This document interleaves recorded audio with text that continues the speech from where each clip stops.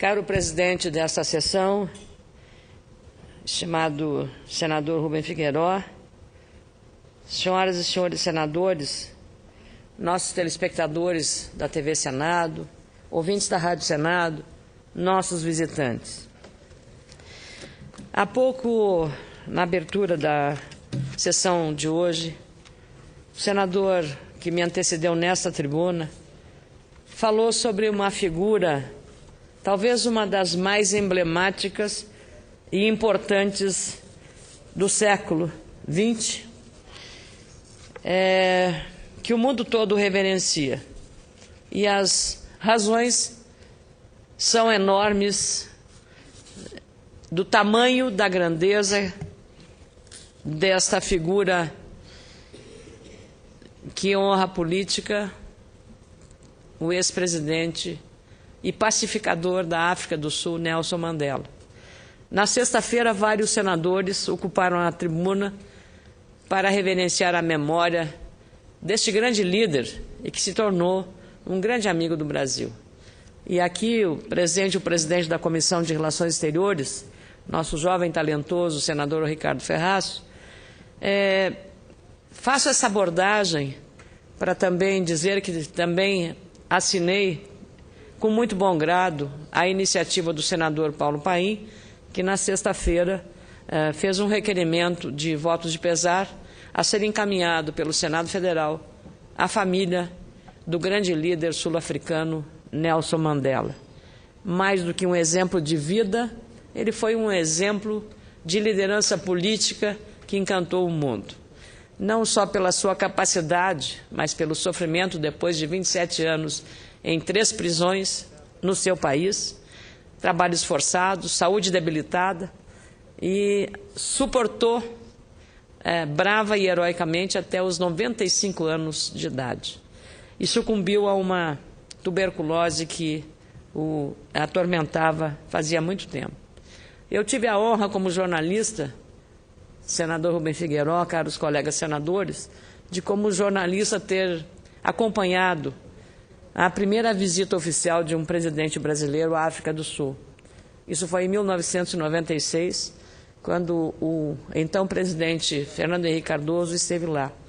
E ali, vendo de perto aquela figura doce e ao mesmo tempo forte, ao mesmo tempo frágil fisicamente, fazia 2 anos que Mandela havia sido eleito. E tivemos a honra também de ir até o bairro de Soweto e ir à residência onde Mandela viveu com a família. Um bairro gigantesco em Joanesburgo, a visita oficial em Pretória, uma cidade muito bonita, que é iluminada pelos jacarandás, que foram levados do Brasil para aquela cidade. E ali deu para perceber exatamente que estávamos diante, no Congresso Nacional Africano, daquele personagem que marcaria o século XX e o século XXI.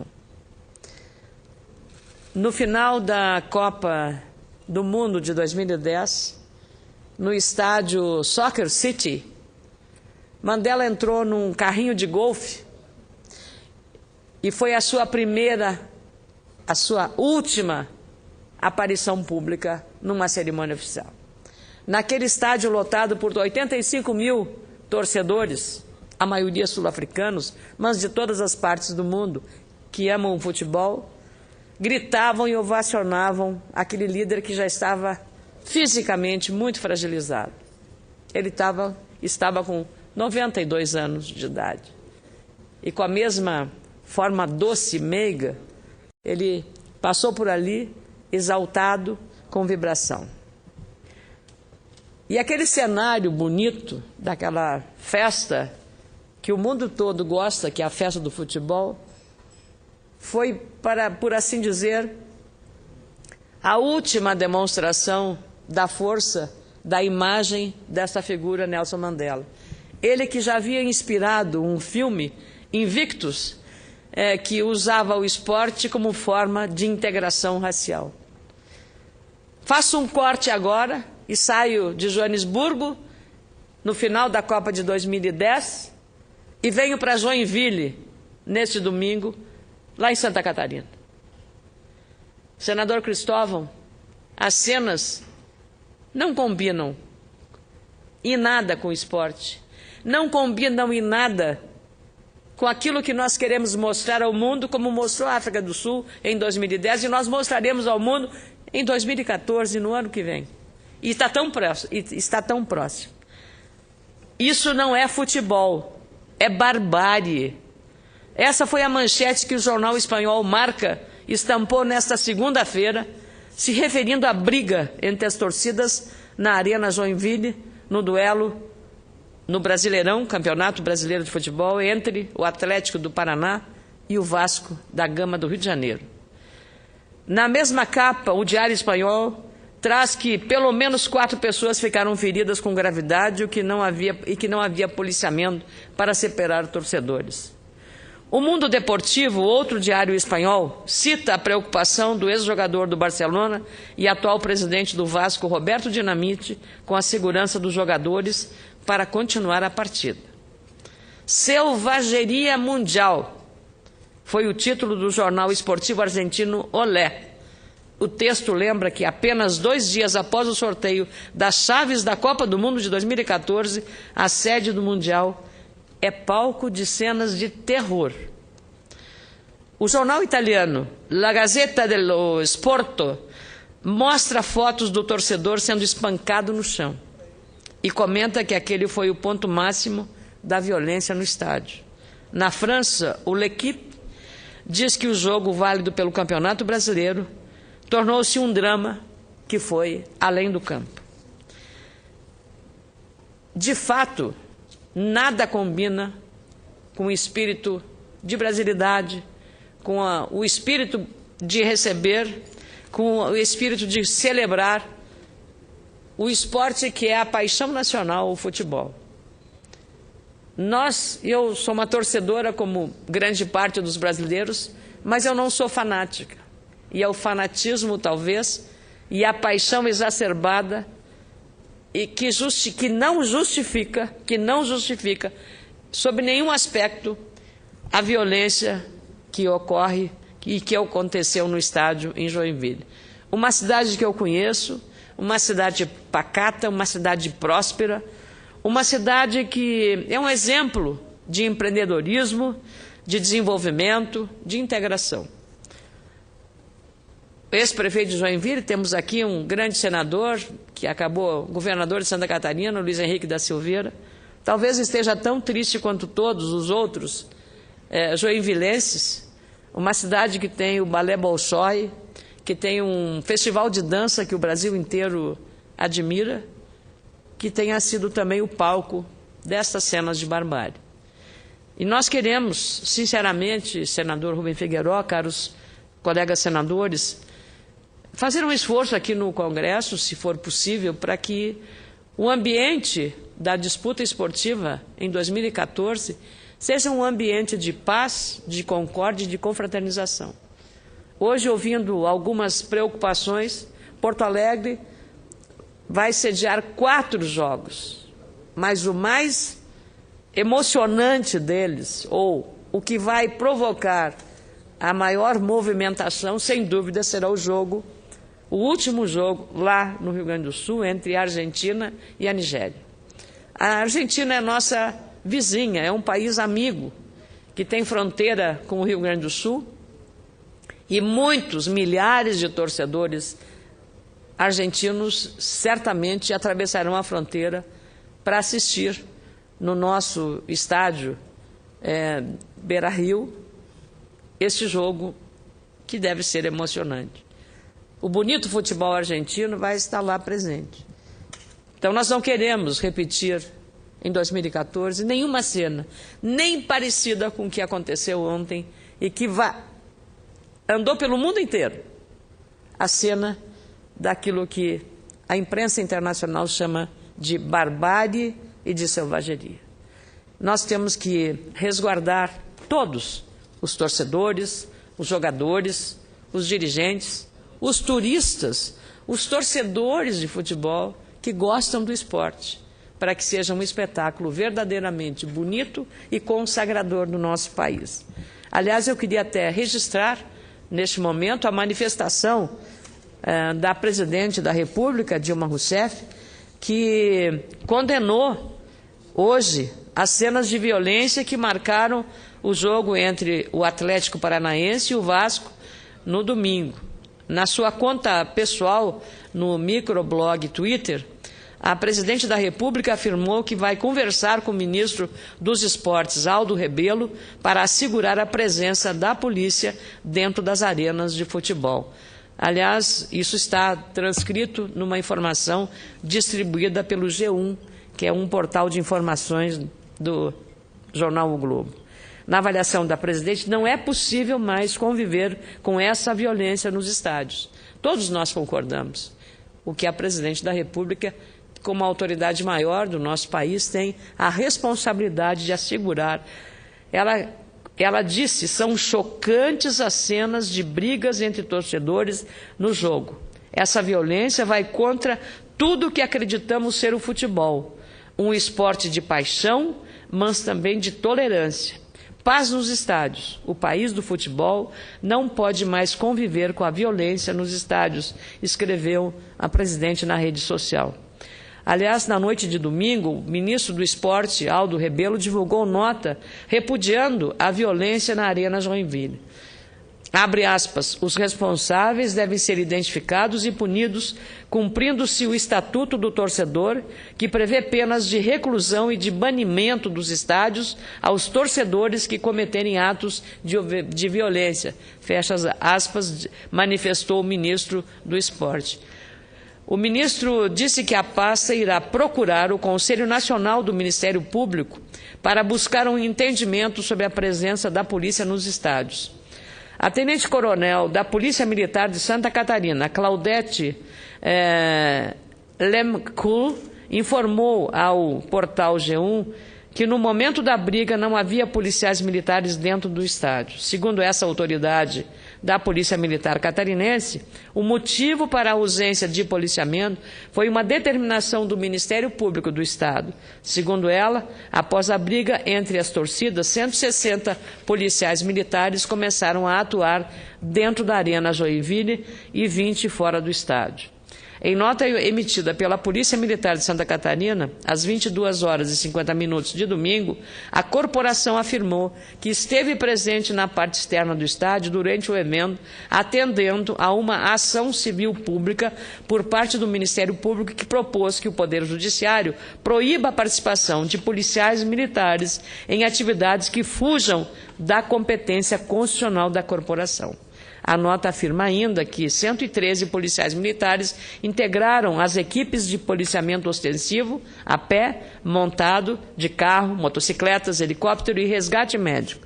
Dentre esses policiais militares, encontrava-se um efetivo composto pelas guarnições de policiamento tático, inclusive com reforço das cidades vizinhas, pronto para atuar em caso de conflito. Essa atuação deu-se justamente quando começaram os atos de violência entre os torcedores das duas equipes. Na noite de domingo, o Ministério Público catarinense afirmou que não fez nenhuma recomendação ou ação que impeça a Polícia Militar de atuar no interior do estádio Arena em Joinville. A assessoria de imprensa do Ministério Público diz que uma ação civil pública que pede mudanças estruturais na segurança do estádio foi protocolada no dia 2, mas o Fórum de Joinville não havia aceitado o pedido até a noite de domingo. Ainda, segundo a assessoria, a ação não pede que a policiais deixem de atuar na Arena Joinville. Além disso, a ação só passaria a ser uma determinação depois de aceita pelo Judiciário. Convenhamos que não há agora justificativas para essas demandas entre as competências e as instâncias dos poderes. Executivo, que faz a parte e a qual integra a segurança pública, o Ministério Público, que fez uma solicitação, e o Poder Judiciário, que não havia ainda acolhido. Em caso, imagino, em discussão na Justiça, por prudência, certamente houve essa determinação, mas isso as investigações vão determinar as causas que originaram todo esse processo. Eu trago o tema aqui, junto com as condolências a Mandela, Nelson Mandela, porque foi num estádio de futebol, na Copa do Mundo, na última Copa do Mundo, em que o ambiente de conciliação se verificou mais uma vez com a exortação e a reverência àquele grande líder. E nós aqui, no domingo, 2 dias depois da morte, 3 dias depois da morte de Mandela, estávamos vendo essas cenas que nós todos condenamos. Não é um ato de civilidade. Futebol não é isso. Futebol é entendimento, é congraçamento. Futebol é uma festa também das suas manifestações, das suas torcidas, e isso não é uma boa imagem que nós possamos levar. Com muito prazer, concedo a parte ao senador Cristóvão Buarque. Senadora Ana Amélia, em primeiro lugar, minhas felicitações pela oportunidade como conseguiu casar 2 temas que parecem tão distantes e que a senhora juntou: a morte do Mandela com a violência no estádio em Joinville. Realmente foi um gesto brilhante de oratória e que tem tudo a ver, uma maior legitimidade, porque realmente o Mandela foi um homem que soube usar o esporte para a paz dentro do seu país, que foi ovacionado dentro de um estádio na sua última aparição.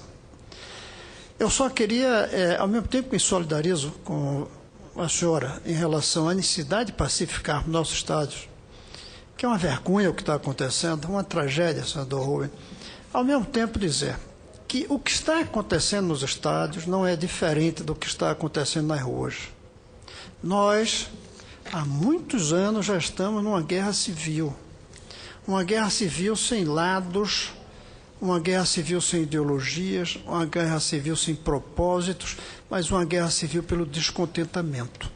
Neste mesmo dia, eu creio, em que houve a violência no estádio, um grupo de jovens se reuniu em frente a um shopping propondo-se invadi-lo. Foi preciso a polícia vir proteger o shopping em São Paulo. É claro que isso vai continuar. É claro que, dispondo dos instrumentos de mobilização, que são hoje os computadores interligados, conectados pela internet, qualquer jovem ou um grupinho de jovens consegue reunir um grupo maior em qualquer lugar para fazer o que quiser. Nós estamos com o pacto social que faz um país funcionar em uma crise muito profunda. O tecido social está se rasgando aqui e ali, inclusive nos estádios, inclusive em manifestações, inclusive nesses black box e tudo isso que estão funcionando por aí de uma maneira violenta. Ou despertamos, ou vai ser muito tarde, se é que já não é muito tarde, se é que já não passamos a linha limite entre a possibilidade de convivência social e de violência individual de pessoas como esses de Joinville. Não é possível que a gente continue sem perceber a gravidade da violência. Não bastam as estatísticas mostrando que se morre mais aqui por ano do que de americanos em toda a guerra do Vietnã, que durou 15 anos, eu creio. Basta assistir à televisão. Não tem um dia em que uma parte considerável do tempo não é utilizada para transmitir gestos brutais, violentos, de brasileiro contra brasileiro. Às vezes sem nenhuma razão. Às vezes para roubar qualquer coisa. Como ontem, R$160, colocaram um homem na mala do carro e saíram com ele sequestrado todos os dias. Nós precisamos despertar. Mas pelo menos despertemos nos estádios. Pelo menos façamos com que esse país não passe vergonha na Copa do Mundo por conta de violências nos estádios.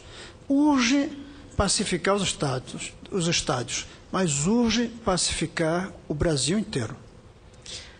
Senador Cristóvão, eu queria agradecer-lhe imensamente, porque as suas preocupações, as suas angústias e a sua percepção sobre a realidade atual são as minhas.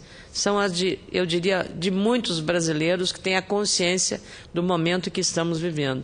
Não foi sem nenhum sentido que aconteceram durante a Copa das Confederações, as manifestações que levaram milhares de brasileiros, especialmente jovens, às ruas. Não foi apenas para, digamos, em alguns casos, atos de radicalismo ou vandalismo, mas foi uma manifestação de protesto também, disso que Vossa Excelência costuma falar, da exclusão. Então, eu queria dizer-lhe que eu compartilho com essas angústias de Vossa Excelência e queria pedir ao presidente que a parte do senador Cristóvão entre na íntegra nesse meu pronunciamento, porque ele dá um valor adicional a essas observações e a essas apreensões e a nossa responsabilidade também no que pudermos fazer. Discutir a competência, se num evento desses de caráter privado, que é a justificativa que algumas instituições estão dando, quando o estádio foi alugado pelo Atlético, então ele passa a ser uma responsabilidade privada e, portanto, o Atlético teria que contratar os seguranças particulares para ali fazer a segurança e assegurar a tranquilidade, a paz, a não violência no estádio. Essa é uma discussão que se dá no âmbito da área da segurança pública. Aqui nós estamos debatendo exatamente isso que Vossa Excelência falou, esse caldeirão que está fervendo e que, se explodir, a gente pode ter consequências muito mais danosas, não só limitadas ao futebol, mas veja só como disse Vossa Excelência em relação à tentativa de invasão de um shopping center com muitas pessoas lá dentro, o risco de haver digamos, um tumulto e até vítimas, algumas fatais, não só feridos, é muito grande. Essas preocupações já, como eu disse, correram o mundo. As cenas são cenas muito trágicas. A própria FIFA, que é a detentora da realização deste evento, de Genebra, condenou a violência nos estádios brasileiros, mas alertou que o sistema de segurança da Copa do Mundo será completamente diferente do que existe no Campeonato Brasileiro e que o modelo já provou que funciona, lembrando exatamente a questão da Copa das Confederações. As imagens da violência no fim de semana aqui no nosso país, especialmente lá em Joinville, deram a volta ao mundo, em parte abafando o espetáculo e cortes do sorteio da Copa da sexta-feira. Jornais estrangeiros chegaram a apontar a batalha campal no país da Copa, enquanto a imprensa inglesa alertou para a real imagem do futebol em nosso país.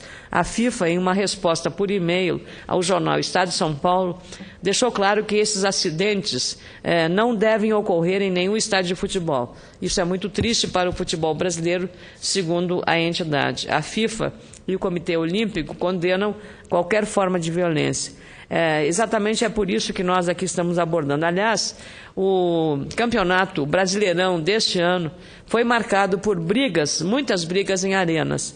O jornal Estado de São Paulo diz que as brigas entre torcidas dentro dos estádios marcaram este campeonato. Em São Paulo, um confronto no Morumbi entre São Paulinos e corintianos em 13 de outubro terminou com várias pessoas feridas. A torcida do Corinthians se envolveu em pelo menos uma outra briga com vascaínos no estádio Mané Garrincha em 25 de agosto, aqui em Brasília. Uma semana antes, houve pancadaria entre São Paulinos e flamenguistas na entrada da Arena Brasiliense. Aliás, alguns deles foram aqueles mesmos torcedores que estiveram participando em Oruro, lá na Bolívia, daquele jogo de triste memória. Clássicos estaduais também tiveram bastante confusão.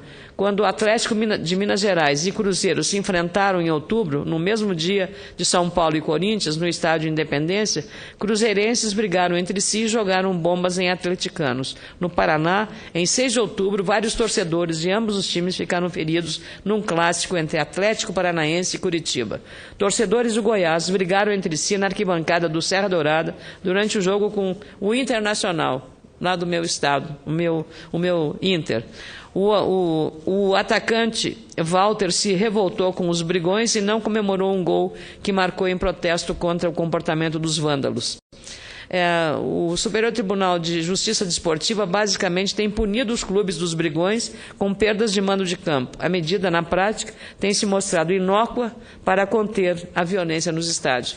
Como eu fui relator aqui da Lei Geral da Copa, e um dos debates que nós tivemos foi exatamente com o Conselho Nacional do Ministério Público, que teve uma atuação exemplar, que foi exatamente porque o Ministério Público, junto com a CBF, havia feito um trabalho muito intenso para reduzir a violência nos campos de futebol, que era determinada, em muitos casos, pelo consumo de bebida alcoólica. Depois daquele entendimento com a CBF e os clubes e o próprio Ministério Público, fizeram um termo de ajuste de conduta e passou-se a abolir o consumo de bebida alcoólica. Agora, no contrato comercial com a FIFA, há, assim, a permissão para o consumo de bebida alcoólica. Isso é cláusula contratual, é um negócio, o evento é um negócio, aliás, um grande negócio. Então, foi mantido porque eu não poderia, mesmo com toda a argumentação do Ministério Público, a opinião pública também favorável à proibição da bebida alcoólica é contrariar um acordo internacional líquido e certo, assinado pelo governo brasileiro. Eu não podia mudar as cláusulas daquele contrato, sob pena de uma má imagem do Brasil em relação a esse contrato. Então, explicamos e ficou, então, expressamente que a liberação da bebida nos estádios será exclusivamente durante os Jogos da Copa de 2014. Foi a forma que encontramos para assegurar aquele contrato, manter as regras do jogo, como se diz, a segurança jurídica e, por outro lado, preservar de novas violências. Então, nós temos que continuar perseguindo esses valores para que o futebol e a Copa de 2014 honrem o Brasil e não sejam um motivo de preocupação e de violência.